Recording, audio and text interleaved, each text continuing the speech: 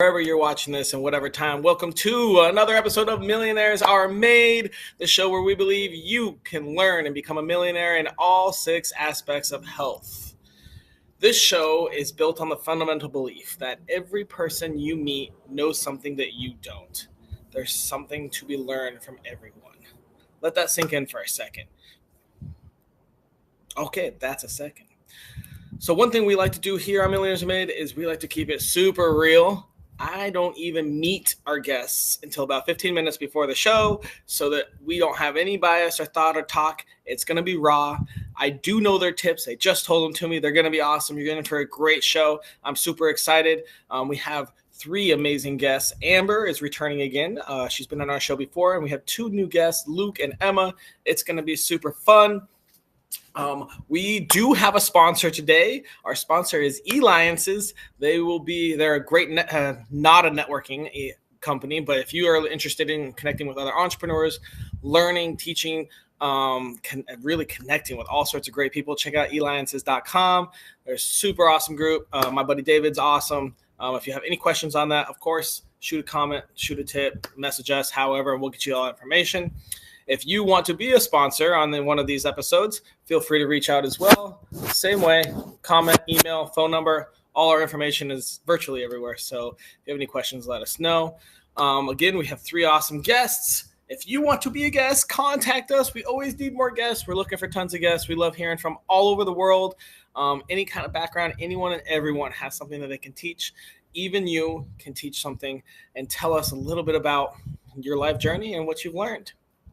We also are curious what you guys want to know. Today's topic is logic. We're doing intellectual health logic.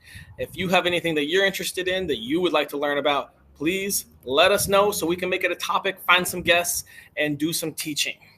So without further ado, how do I improve my intellectual health with logic? Well, first, I do a lot of reading. I'm a big reader. I read at least 10 pages every day of nonfiction. And today, I'm actually in the middle of this awesome book that's going to be my tip for the day. This book is called The Road Less Stupid by Keith Cunningham. And the book, where I'm at right now, is talking about something called thinking time. So sometimes everyone says, think about it, ponder on it, sleep on it, something like that. Keith actually goes in and scientifically details how to do it, how to think properly, how to execute, what you should be thinking about, questions you should think about, any major decision. And he claims he spends about like almost an hour a day thinking, and that it's not enough. So if you are interested in some logic and some intellectual health, Philip, I agree with you. I would go check it. We got the link there for you so you can go buy it. The Road Less Stupid by Keith Cunningham. If you don't know who he is, frickin' Google that guy. Super smart guy. And that book is, I can't put it down. I read about an hour on the plane, and I'm about to read more as soon as we're done here. So without further ado, reading, logic, thinking time. Think. We're going to bring out our first guest here. Her name is Emma. Emma, how you doing today? Hello, thanks for having me. Good to be here. And where are you calling from today? I am based in the south of England in the UK in a little county called Hampshire. Very awesome. Emma, who are you? So I'm a conflict resolution specialist. So I am all about trying to help people have peaceful relationships, particularly in the workplace. So I'm an accredited workplace mediator, a DISC practitioner, a peaceful leadership coach, and I also do a lot of training around interpersonal skills. So that's me. That's me. Very cool. All right. I've got a really important question for you, Emma. If I wanted to improve my intellectual health using logic, what tiny tip would you give me? Stay curious about people. It is absolutely vital if you want to have peaceful relationships to stay curious about people. Do you have any tips on how to stay curious? Is it a natural thing, or is it something you can learn? I think it's something that some people are naturally curious about other people, but I think it's really important, even if you are kind of prone to be curious, to still be proactive about it and choose to be curious about someone else when you're having a conversation. So one thing that I would always say that just is a helpful prompt is to ask another question. It's so easy for us to ask one question and then feel like we've had the complete answer and we know exactly what, how the conversation's going, what they're thinking, and we've summed it up already in our heads. But instead of jumping the gun, by thinking instead, actually, I'm going to ask another question and delve deeper into that topic that we're talking about, then it's just one other way to just remain curious and keep asking questions, remembering that we don't know all the facts. Sometimes we don't even know what we don't know. Absolutely. Absolutely. All right, Emma, where in the world did you learn this tip? Well, probably unsurprisingly, through my job. I've been a workplace mediator for about 8 years now. And the longer that I do this job for, the more I see the people who remain stuck in this really uncomfortable conflict, and those who also tend to be the most affected by the situation that's going on, are often those who have quite a fixed perspective about what caused the situation, about the other person involved, and it's hard to get them to shift from that perspective. Whereas those people who are curious and want to understand where that other person is coming from, even if they feel really hurt by what they did, even if it feels like I would never do something like that, but if there's still an element of curiosity in that person, then they are much more likely to get through the situation and come out of it in a better state of mind. And also just to be able to put that in the past.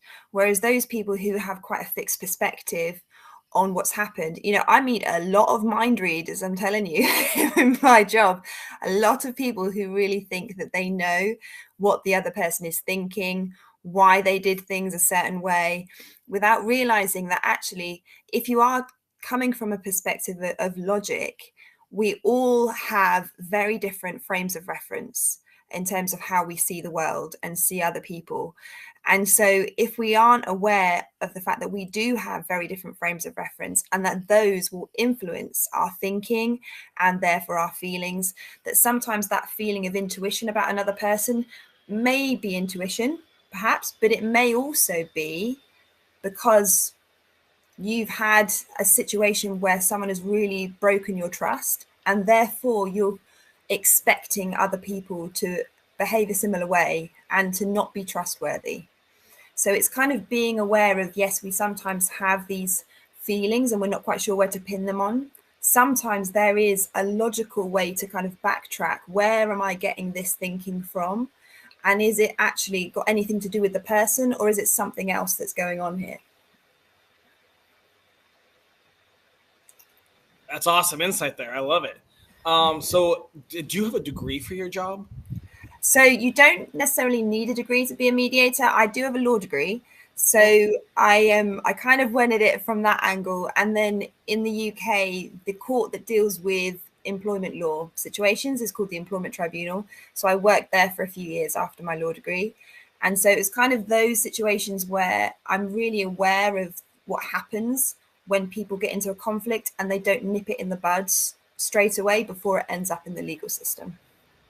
Awesome. Thank you so much, Emma. I love it. I'm all out of questions. It's time for us to move on.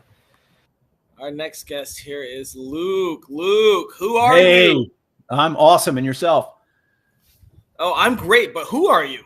Oh, who am I? Oh, that's a long question. I am got a minute and a half.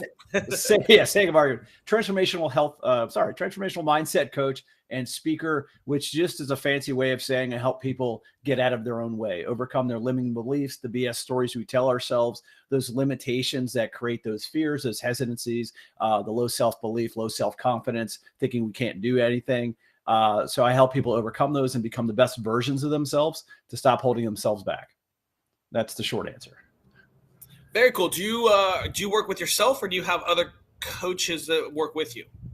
No, I work as a primary one-on-one with my clients, as well as I have group coaching programs and courses, self-directed, to help facilitate transformation in my clients. And I also do it with team training and speaking on stage to organizations, associations, and companies. All right, Luke. Sound pretty cool, but I've got a question for you. Sure. If I wanted to improve my intellectual health using logic, what simple piece of advice would you give me? The first and most critical step is self-awareness, becoming the observer of ourselves, that objective observer. And we call this mindfulness. It's always the first step. Mindfulness. Okay. All right. So a little bit, I guess, tell us about your journey, but also while you're doing that, answer how we can easily become more mindful. Sure. Well, I mean, since this is facilitating our intellectual health and logic, in order to get to logic, we're inherently emotional creatures. And that gets us into trouble most oftentimes because we subconsciously or we automatically emotionally react to things instead of intelligently and rationally responding. So when we default down those old behaviors, we don't move forward. We don't use logic. So in order to use logic, we need to pause. We need to create that space between stimuli and response. And comes from Viktor Frankl's book on man's search for meaning. And that's how we get towards the fundamentals of critical thinking, is applying logic and reason by taking a step back. So the trick is, or the tip is whenever something happens, you're going to have a thought and a feeling that's going to create this, an old decision, a belief about something, and you're going to want to act in a certain way, is to take that pause and ask yourself, is what I'm about to do next going to serve me? Is it going to move me forward, or is it going to take me back in alignment with my goals? So it's very critical to know and keep present that mindfulness, that self-awareness in your conscious brain of what am I trying to achieve? Who am I trying to become? Am I, happy and positive and abundant?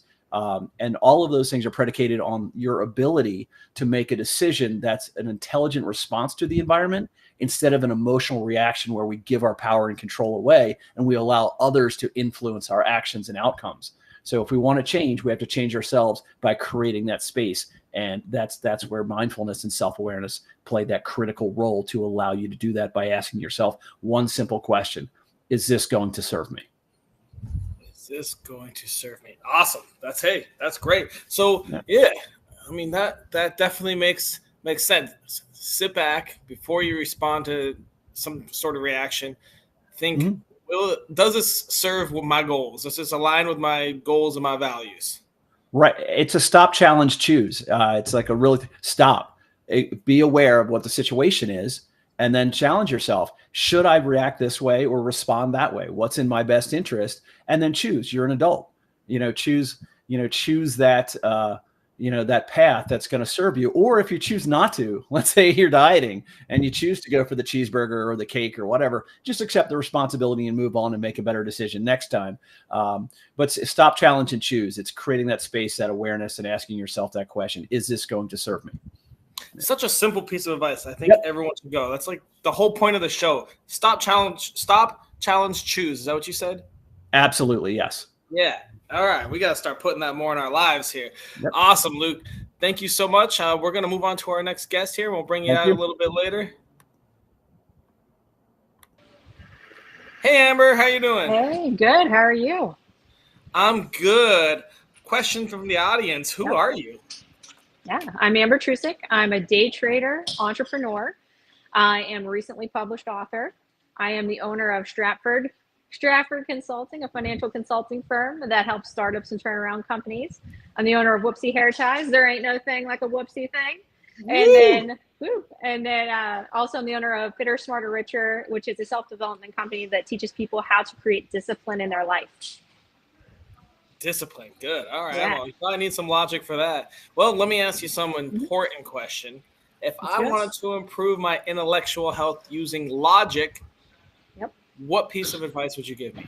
So this is the most logical thing that you can do. You have to create a plan. All right. So whether you're learning how to crochet, whether you're learning a new language or you want to scale your business, you got to define what you want to learn. Okay.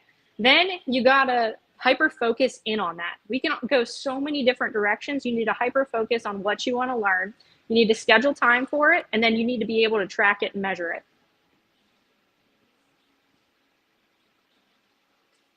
Okay, so I guess you probably have quite a lot of background, but let me ask you, what on your journey led you to the simple tip? Make a plan, improve logic. How'd you learn it?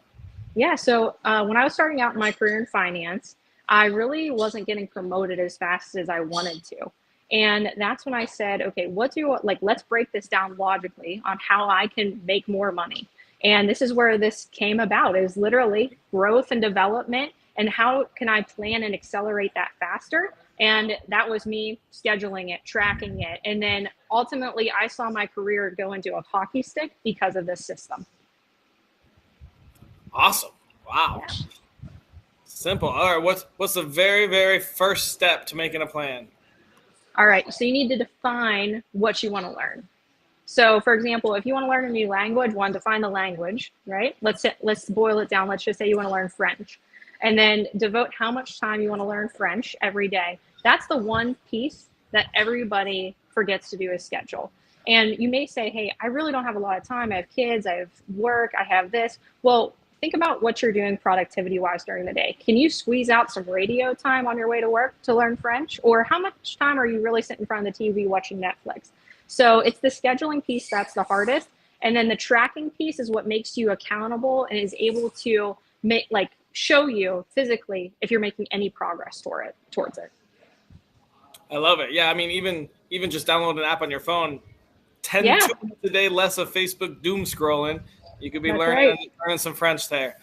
There you awesome, Amber. I love it. Well, man, we're moving through this. I think we might have a long talk, so I'm going to bring everyone else out if that's all right. Let's do it. We'll bring Emma out and Luke out. All right, guys, we got some hefty tips going on here. Let's go ahead and start with Emma. Do you want to real quickly refresh us what your tip was? Stay curious about people. It's essential for effective conflict resolution and having peaceful relationships. Luke and Amber, what are your thoughts on that? Luke, do you have thoughts? On peaceful relationships? No, all chaos all the time. No, I think Emma and I were talking earlier, is that it's a critical piece, to be aware and work with other people in a synergistic environment, because we're coming out of an era where we've been kind of secluded and sequestered post-pandemic. We've lost a lot of our emotional skills, our EQ skills, and our ability to play nice with one another, because we've had this autonomy of being at home behind a Zoom screen. And we've had this sort of expectation that now we got to play well with others in the environment. And so we need some sort of mediation to kind of regroup and refresh ourselves on the skills of working with people, not just thinking about ourselves, which we had 2 years of. Yeah. Interesting. And I think we're also in a day and age of information overload.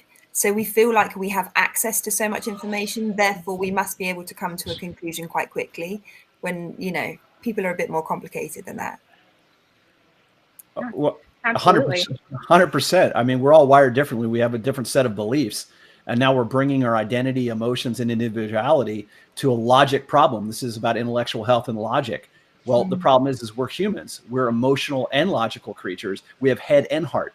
And if they're not in alignment on a particular subject matter, when we start debating that, then a lot of times we have an identity issue where we think we're being personally attacked, as opposed to the subject matter, which is being discussed and worked through. And then people can be very defensive and then go on the offense. We see this in the media arena all the time, is people don't defend on logic, fact, reason, or law. They defend on personal belief and feeling. Yeah. Very interesting. Well said there, Luke. Hey, Luke, while you're at it, do you want to quickly refresh what your tip was? Sure. It's working on the skill of becoming self-aware, being mindful, and being the observer of whether we're emotionally reacting or intelligently responding. And the tip is stop, challenge, and choose. Just when you're about to do something, take that pause, just like a little kid, count to 5, and recognize, is this going to serve me, my goals, in the direction I want, or is it going to take me back and take me to a place of an outcome that I don't want? So I love how Luke and Emma's both tie in so well together, because the mindfulness piece and the curiosity piece, as individuals, we're very self-interested in ourselves. Well, if that's all you talk about, you're never going to learn. So think about it that way, as being mindful of even being in a conversation. How often are you talking about yourself rather than asking questions about another individual? And I think Amber, with her entire premise of, having a plan around how we're going to objectively do these things, is critical, because it's about learning and about growth. If I have 10 Legos, I only can make so many things. I only can be so creative. So if you are open and curious and now have 100 Legos and you do your reading, like we just learned, you're reading your 10 minutes a day, you're recognizing podcasts, you're being a student of life. When we get more information in, then our brain has more things to process and has more outcomes and more creative opportunity to come up with a solution outside of what we think we know. And that's where growth comes. And we need that perspective and interaction from others in order to do that. And we can find a common ground by investing in our own intellectual health, by increasing our knowledge and awareness, and then blending that in with discussion with others. Love it. Yeah, I love that. I often find that in a mediation, one of the most powerful things that I can do is sometimes sit in silence and let it get really awkward for a little while, because people tend to use that time they fill it and open up more than they were going to, or they take that time to be a bit more introspective and consider other alternatives to what they'd come in with quite a fixed mindset. I think having a moment in conversation with people and separately, individually, for mindfulness can be really good in both aspects. 100%. All right, let's hear that last tip, and let's go over it as well. All right. So I think Luke too hit on this, but creating a plan. So being able to define it, what you want to learn, hyper focusing on it, which is one of the big things that you need to do. We can go so many different directions, but hyper focusing in on one thing. It's like reading multiple books. If you read multiple books, you're not going to get one book done faster than the others. And then also being able to schedule it and being able to track it. So I would love to know how, like, this, from your perspectives, Emma and Luke, ties into creating curiosity and mindfulness within the realm of developing a plan. 100%. It's all stages. And if you look at it, I start out with self-awareness. And when you go from self-awareness and then you go into belief and you create your new identity and who you want to become for what you want to achieve, that is the plan. And then you have intentional execution. What's the intentionality of the execution? It's great to dream and be a visionary and think of, this is the things I want to create. These are the things I want to do. But you have to have a grounded structural plan of what are those steps? What does it look like? And from my side of the fence, and especially with Emma's on her side of the fence of collaboration, sometimes it takes a village. You can't do things alone. You need to backstop your breadth of skill and knowledge you may not have and leverage other people. But at the end of the day, when you want to achieve something, you can't, you have to wear both hats of dreamer and then an action taker. And you can't take action unless you have a plan, and you have to believe in yourself to execute that plan with intentionality and discipline and confidence every day, and be that hyper-focused person so you don't get distracted with the what ifs and start doubting yourself. And that's where we get in trouble. It's never the plan. So the coolest thing in the world is someone else has already done something that we want to do in some form or fashion. And they either have a coaching program, a book, a mentorship. They've left breadcrumbs. They've left a trail, and they've left a blueprint. It's just what gets in the way of us just following the blueprint and achieving that success. It's the head trash. It's the stories we tell ourselves. It's the limitations. It's the unwillingness to let go of what we think we know, the ego, and bond with other people and allow to be instructed and educated and empowered with other people's ideas that we can follow. It doesn't make us any less. Actually, it makes us smarter, because if we wanted to achieve something we haven't already, we don't currently have the capacity. We must change and become the person that can. What skills, character traits, and habits does that person have that we need to adopt in order to achieve our goals? Yeah. I love what you were saying, Amber. And I think for me, I see so often people dealing with tricky situations. And often it's because they haven't decided and they haven't made a plan and they haven't got clear on what they want to get out of it.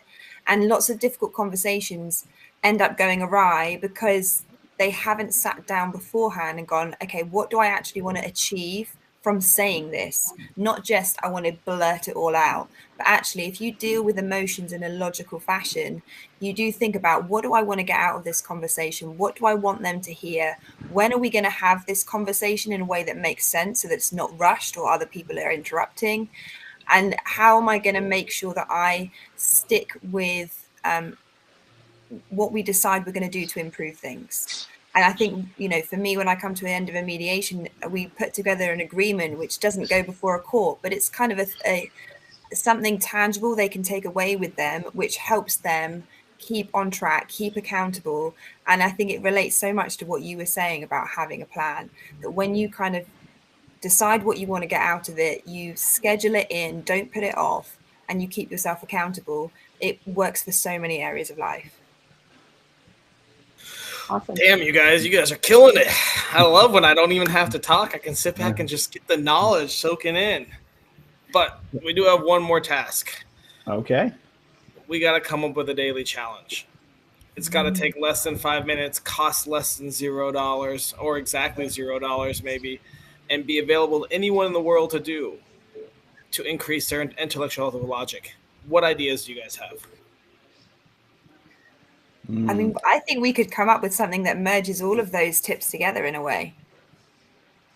Well, I think that tell me it. If you don't mind, there are 3 things that I ask my clients and ask everyone, that if you ask these 3 questions of yourself, you'll have to incorporate all the things we've been talking about today, which is, what do you really want? Yes. Go deep on it. What do you really want? Secondly, why do you really want it? What's that strong emotional tie? And then the last thing is, how are you going to feel when you achieve it? When you ask yourself those 3 things, you have to systematically understand where you are and what you want to do, why you want to do it emotionally, which will tie the logic piece of when the hard work of how to get it, and how are you going to feel after you achieve it, which gives you the carrot in the future to do the hard decisions, which are going to require planning and infrastructure. And to get a plan, you need to collaborate and find out who did it before you, who did it well, what do I need to learn and grow into to do that. And it starts with your decision, that mindset, and then going out and acquiring the skills or the character traits, the beliefs or the behaviors to then create that structural plan to execute it with the will to succeed. Luke, I think that's great insight. I really love that. I really do love Emma's simplicity of be curious, because you can go out anywhere and be curious and ask how someone is doing rather than talking about yourself. So, or picking up a book, or picking up, instead of turning off on the TV, put on a podcast to learn something new. So I love all Millionaires Are Made. Put on Millionaires Are Made. That's it. Yeah, it's the only thing you should listen to. Exactly, the one piece of information. But it's very simple. No one sits there. We kind of do our day to day. We just get in the rut of what we're normally doing, mouse on a wheel kind of stuff. But then we have these peaks of dreaming, of doing something different or being better. But until we concrete and ask ourselves those questions, what do we really want? Why do we really want it? And then we have to make a decision. And someone said in chat, like, when are you going to start? Is you got to have a hard deadline. If you're going to make a decision, it's not, I'll start the diet next Monday, or I'll start when I have the funding or when I have the expertise. One of the critical concepts that most people are subject to, which keeps them stuck, is that they think they have to have the thing in order to do what they want, to become the person they are, when you have to become the person you are and then do the hard things to have what you want. It's be, do, have. And with the internet and with information and with amazing podcasts like Millionaires Are Made, is that there's no lack of information. What we need with Amber is that instruction, because information is useless. A library hasn't affected the world in any capacity. It's the execution of knowledge. So we have to have the ideas and the execution at the same time. And that starts with making a decision to change, which comes in with changing the mindset and then also collaborating to finding the right path that's going to work for you. Let's go back to Amber before I interrupted her rudely. No, you're good. I think I'm trying to boil it down so it's simplistic for everybody, right? And I really like, Luke, what you said was just defining your start date. What are you going to do? What are you going to do today that's different from tomorrow? And how are you going to move forward? So I really loved Emma's piece of curiosity, because that's something that's so easy to do, is being curious, putting down the remote, putting on Millionaires Are Made podcast, picking up a book, reading 10 pages, but you have to start. So maybe it's, what are you going to start today? And what are you going to do differently today than you did tomorrow? And maybe that's doing something different every day until you find that one thing that sparks this fire in you that you're like, yeah, I need to build a plan and I need to focus on that, because that's what I want to do. Because I think a lot of people have an idea of hey, this may be what I want to do. They get into it and they lose traction on it. So maybe it's try something new every day until you find that one thing that you're like, this is it. And I want to build a plan around it. And this is what I want to do to get more knowledgeable. Just an idea. All right. What do you less than think? 5 minutes, $0 anywhere in the world. Daily challenge. You think maybe we spend 5 minutes either reading or podcasting, somehow like consuming quality information? Yeah, I think so. I think discover something new each day. Try and discover something new. Something new. I like that. And that could be Curiosity, I like information that. or something about people you know in your household, something new each day. So every day, spend 5 minutes curiously examining, have a plan, do it at the same time every day, maybe. Yeah. I would go further and say, be curious about what scares you. A lot of us hold back. Like, is it making video online? Is it creating that plan? Is it reaching out to others? Is it be better at sales, a better communicator? Whatever the thing that we're most fearful of because we're not as skillful of, to me, that's the challenge. When I ever have a gut reaction to something that's negative, to me, I look at it as a sign that's something you have to investigate to overcome, because we're not going to go around the obstacle. We're going to go through it and we'll become better and we'll develop that grit and resilience. And knowledge is that key. A lot of times is go after what you don't know. And then once you start to know it and crack the door and the light on it, it's not so overwhelming. And you can create a plan to either outsource that skill or acquire it yourself, but at least you'll have that bit of knowledge that's not going to be an impediment to moving forward or allowing yourself to think you can't. All right. So I think to keep it somewhat simple, I'm going to say spend 5 minutes every day learning a subject you are not an expert in. Love it. Sure. That's cool. I like that. Whether you just Google it and read a couple articles, or you go into a podcast about ghosts or spirits or mountain climbing, whatever it is, spend 5 minutes into something you're not an expert in right now that you would consider yourself not an expert in. Like shaving my face, that might be a good one. Maybe. That sound good to everyone for a simple tip, for a simple little challenge for everyone to go learn more? Yeah, I like it. Because it's exponential. If every day you spent 5 minutes learning something, they say an expert, if you spent 17, what was it, a number of hours? Like if you spent 17 minutes a day on any one subject focus, you're going to be smarter or ahead of the game by 90% of the population. Because it's exponential learning curve. 1% a day, 5 minutes. That's all it takes. It's going to add up. I love it, guys. All right. Well, guess what? That was all we had to do today, and this show has culminated. You guys did awesome. Thank you all. I'm going to put you backstage, and I'll talk to you after the show's over. Thank you. Whew, man, I hope you all learned something off that one. We had 3 awesome guests, learned all about logic and intellectual health and how to grow it. Have a sweet daily challenge. Spend 5 minutes every day learning about a subject you're not an expert in. So if you're really bad at pickleball, maybe you're going to have to start learning some pickleball rules. If you're really bad at drawing, maybe you'll have to take a drawing class. I mean, if you take an hour-long class, that could cover you for the full week. I'll accept it. But either way, let's take 5 minutes. Let's go learn something new every day. And make sure you stay tuned for another episode. And about 20 minutes, we'll have another episode of